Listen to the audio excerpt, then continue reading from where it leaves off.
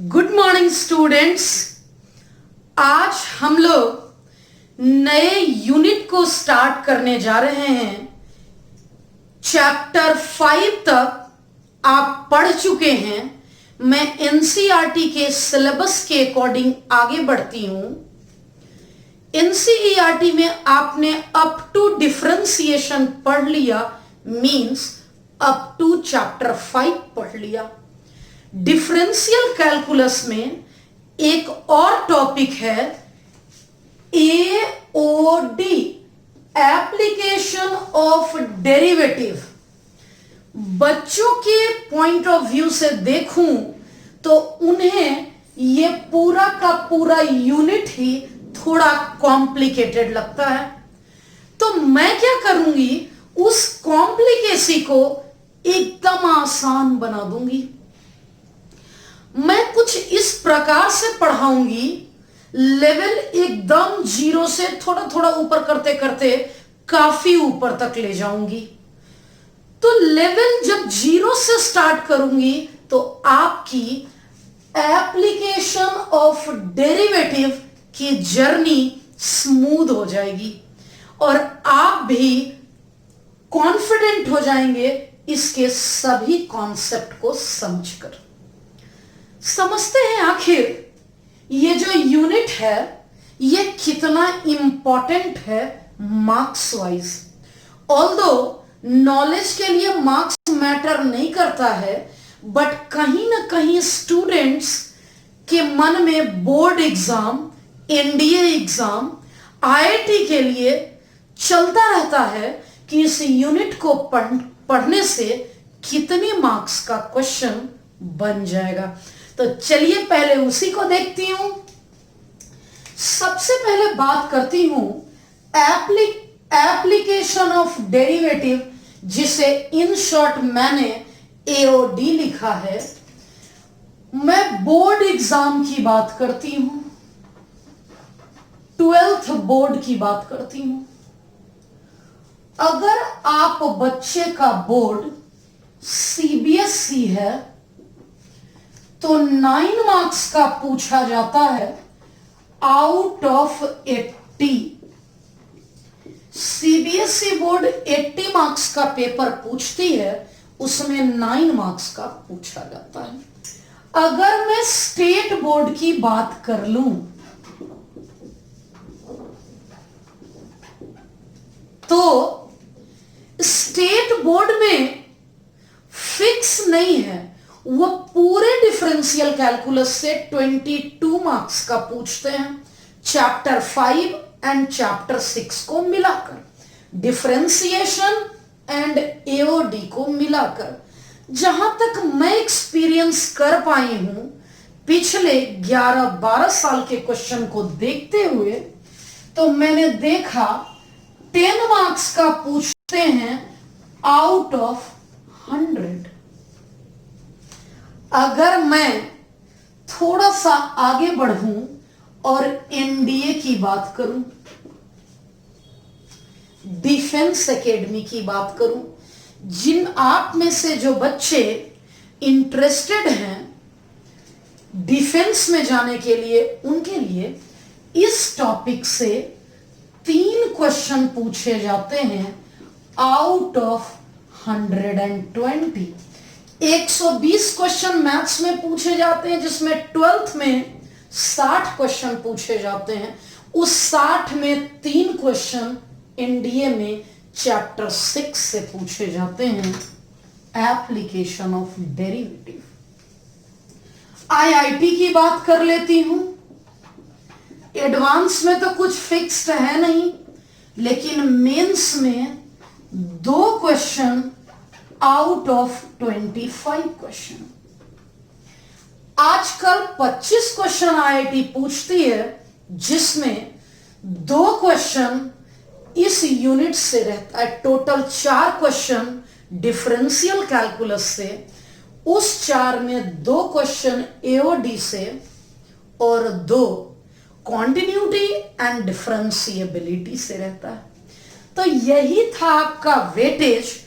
अब आपके दिमाग में पूरा का पूरा मूव कर रहा है कि कितना इंपॉर्टेंट है ये यूनिट, अगर मैं इसे मिस कर दूंगा तो कितना तक पढ़ पाऊंगा।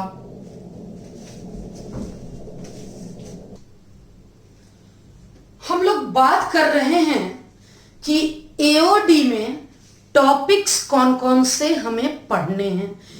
चैप्टर 6 में टोटल 6 टॉपिक पढ़ने हैं हमें। अगर पहले टॉपिक की बात करूं तो है rate of change of quantities, जिसे हम लोग रेट मेजर के नाम से जानते हैं। आज हम लोग इसी टॉपिक को पूरा पूरा पढ़ेंगे। रेट मेजर सिंपल टॉपिक है। सेकेंड टॉपिक की बात कर लूं, increasing and decreasing functions. Increasing and decreasing functions, जिसे सिंबॉलिकली इंक्रीजिंग डिक्रीजिंग के नाम से जानते हैं। टॉपिक सिंपल है लेकिन बहुत कॉन्सेप्चुअल है।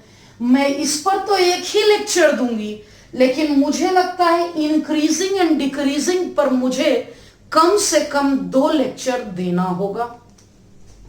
नेक्स्ट बात करती हूं टेंजेंट एंड नॉर्मल। ये सबसे टिपिकल टॉपिक है, टेंजेंट एंड नॉर्मल्स। ये तीसरा नंबर टॉपिक है हमारा, टेंजेंट एंड नॉर्मल। इसमें पूरा पूरा कोऑर्डिनेट ज्योमेट्री का स्ट्रेट लाइन रिवाइज हो जाएगा। स्ट्रेट लाइन में ही तो पढ़ना था, टेंजेंट भी एक स्ट्रेट लाइन है, नॉर्मल भी एक स्ट्रेट लाइन है। टिपिकल टॉपिक करने के बाद हम लोग एक आसान सा टॉपिक करेंगे, एप्रोक्सीमेशन। इसके बाद VVI वेरी इंपॉर्टेंट टॉपिक है, मैक्सिमा एंड मिनिमा। और एक लास्ट जो टॉपिक है, सबसे लास्ट, जो एक्चुअली एनसीईआरटी में चैप्टर 5 यानी पिछले चैप्टर के ही लास्ट में दिया था, मीन वैल्यू थ्योरम। ये बुक में अगर देखें, एनसीईआरटी बुक में, तो डिफरेंशिएशन के ही लास्ट में दिया गया है। अब समझते हैं कि कुल कितना लेक्चर इस एप्लीकेशन ऑफ डेरिवेटिव में कंज्यूम होने हैं। सबसे पहले इस रेट मेजर में एक लेक्चर लूंगी मैं, थोड़ा ज्यादा समय का। इंक्रीजिंग डिक्रीजिंग में 1 या 2 लेक्चर, ये सिचुएशनल है। अगर 2 लूंगी तो कम कम ड्यूरेशन का, 1 लूंगी तो बड़ा लूंगी। टेंजेंट एंड नॉर्मल पक्का 2 लेक्चर लेना होगा। एप्रोक्सीमेशन बहुत छोटा, 1 लेक्चर। मैक्सिमा एंड मिनिमा कम से कम 3 लेक्चर, क्योंकि एक क्वेश्चन इससे मस्ट है। मीन वैल्यू थ्योरम के 2 लेक्चर, क्योंकि 2 छोटे छोटे टॉपिक पढ़ने हैं। 5 1 6 4 10 1 11 ऑल्टरनेट डेज में क्लास होती है, मतलब 11 2 जा 22 days. Almost 1 month application of derivative में मैं कंज्यूम करूंगी। आपको क्या करना है, साथ साथ सारे बुक से होमवर्क बनाते जाना है, क्योंकि 1 मंथ के ड्यूरेशन में आपको एनसीईआरटी बना लेनी है, एग्जाम्पलर बना लेना है। अगर आपका बोर्ड सीबीएसई है तो सीबीएसई का क्वेश्चन बैंक बना लेना है। मैं प्रतिदिन होमवर्क सभी बुक से देती जाऊंगी, इसलिए तो टाइम दूंगी। 1 मंथ में मैं धीरे धीरे जैसे जैसे टॉपिक में आगे बढ़ूंगी, आपको भी होमवर्क करते हुए टॉपिक में आगे बढ़ते रहना है। बुक्स, कोई एक बुक परचेज कर लेना है, चाहे वो RS अग्रवाल हो, KC सिन्हा हो या RD शर्मा हो, तीनों में कोई सा एक बुक आपको परचेज कर लेना है और उससे सारे वर्क बनाने हैं। तो अब आप पूरा कंटेंट समझ चुके हैं। अब मैं स्टार्ट करूंगी rate of change of quantities, पहला टॉपिक। रेट मेजर स्टार्ट करने से पहले मैं कुछ कॉमन फॉर्मूले बता दूं जो रेगुलर काम आएंगे। मेंसुरेशन फॉर्मूले, ये फॉर्मूले आप बच्चे क्लास 10th में पढ़ चुके हैं, एक बार रिवीजन करवा दूं। स्टार्ट करती हूं सर्कल से। सर्कल के बारे में दो बात जानना है।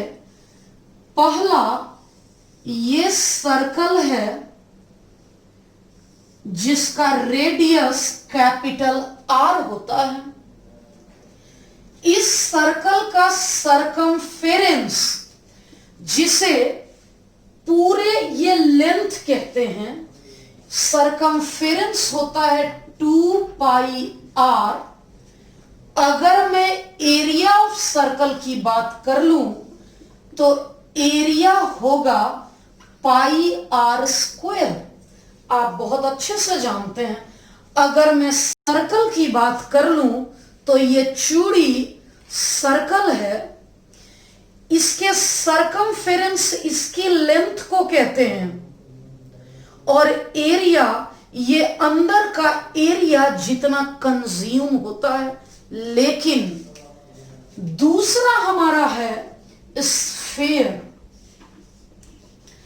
स्फेयर हम लोग कहते हैं फील्ड सर्कल जो भरा हुआ हो, जैसे बॉल, जो क्रिकेट वाला बॉल, डिस्क, वो डिस्कस थ्रो में जो थ्रो करते हैं, या बॉल जिससे आप खेलते हैं क्रिकेट, वो पूरा अंदर से भरा हुआ है।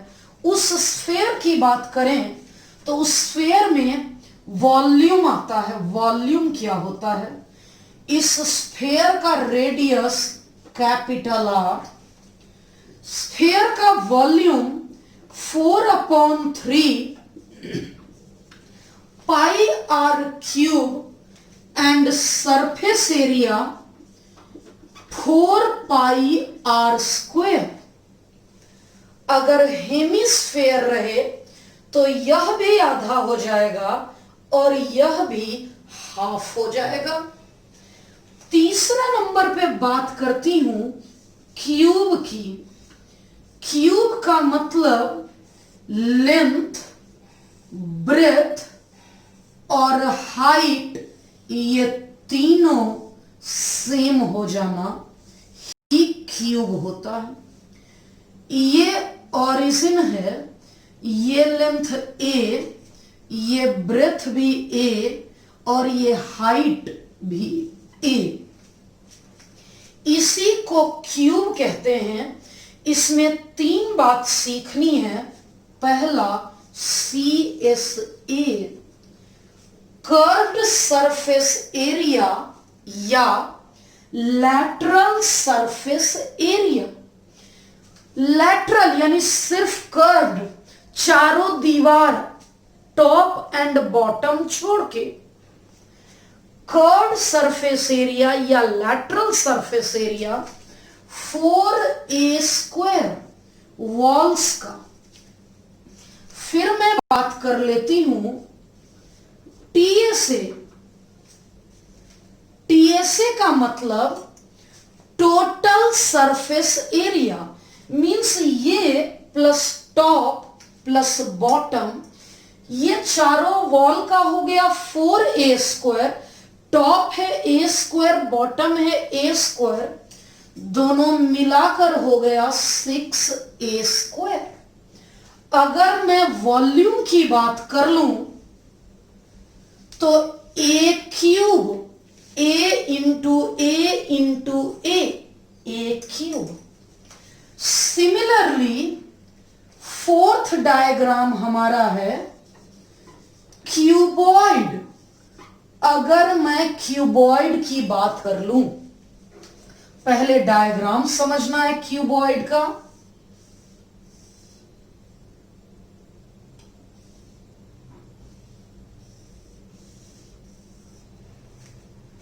रेक्टेंगल, दो रेक्टेंगल मैंने बना दिया, यानी ये लेंथ ब्रेथ और हाइट अलग अलग है, इसी को हम बोलेंगे क्यूबॉइड। ये है लेंथ, ये है ब्रेथ और ये है सीधी वाली हाइट। तीन चीजों की आवश्यकता पड़ेगी इसमें भी। सीए से curved surface area 2 into L plus B into height, इसी को बोलते हैं लैटरल सरफेस एरिया। टी से total surface area L B H plus L H. Space का क्राइसिस है, नीचे लिख देती हूं। टी से 2 into L B H plus L H. Cube और क्यूबॉइड में एक ही अंतर है, क्यूब की ऑल साइड्स इक्वल होती है, क्यूबॉइड की साइड्स अलग अलग होती है। अगर स्क्वायर में हाइट दे दूं तो क्यूब बनेगा, अगर रेक्टेंगल में हाइट दे दिया जाए 3 डायमेंशन तो क्यूबॉइड बनेगा। अगर इसके वॉल्यूम की बात कर लूं, L into B into H. अब दो इंपॉर्टेंट, क्या क्या? सिलेंडर। अगर सिलेंडर की बात कर लूं तो सिलेंडर का डायग्राम कुछ इस प्रकार का, ये हो गया रेडियस और ये हो गया हाइट। इस सिलेंडर में सबसे पहले कर्व्ड सरफेस एरिया की बात कर लूं तो टॉप का एरिया बॉटम का एरिया छोड़ दिया गया, कर्व्ड सरफेस एरिया 2 पाई आर एच। अगर मैं टोटल सरफेस एरिया बोलूं तो इस कर्व में top area pi r square, bottom area pi r square add कर दूं, इसे कॉमन ले लूं तो बच गया ऐसा। वॉल्यूम की बात कर लेते हैं, सबसे ज्यादा काम आएगा, पाई आर स्क्वायर एच। अब दो और बातचीत करनी है। सिलेंडर के बाद मैं कोन को समझा दूं। कोन क्या होता है तो सीखिएगा। कोन, कोन दिखता ऐसा है,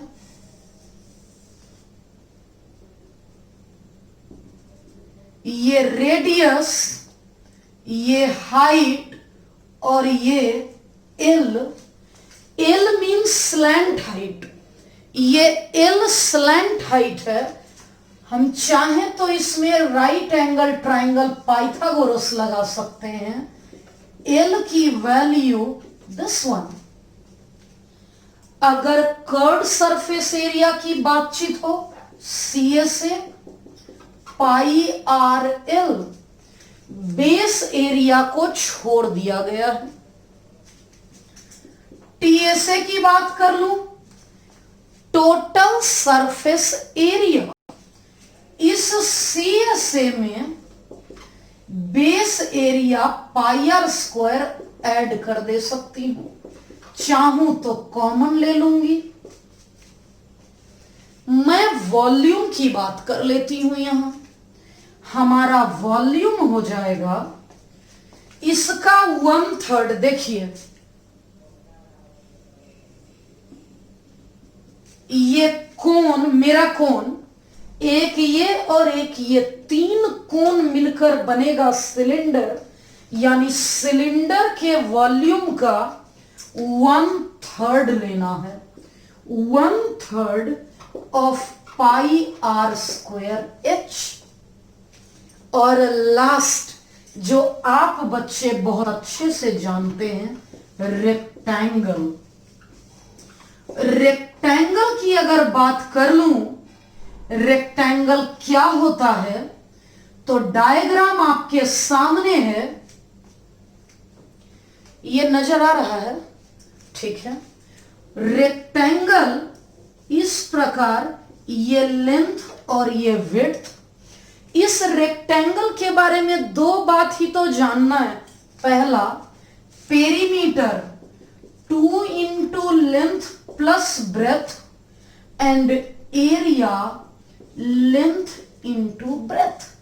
डियर स्टूडेंट, अब जितने फॉर्मूलेज लिखे हुए हैं अभी बोर्ड पर, इतने ही फॉर्मूले से हमारा दोनों टॉपिक काम आएगा। दोनों ही 2 यूनिट में यह काम आएगा। पहला रेट मेजर फर्स्ट टॉपिक, और दूसरा मैक्सिमा एंड मिनिमा, मेन तौर पर cylinder and cone maxima minima में काम आएंगे। रेट मेजर में एक बार तो सारा फॉर्मूला काम आ जाएगा। तो क्या आप बच्चे रेट मेजर पढ़ने के लिए तैयार हैं? कमेंट करिएगा।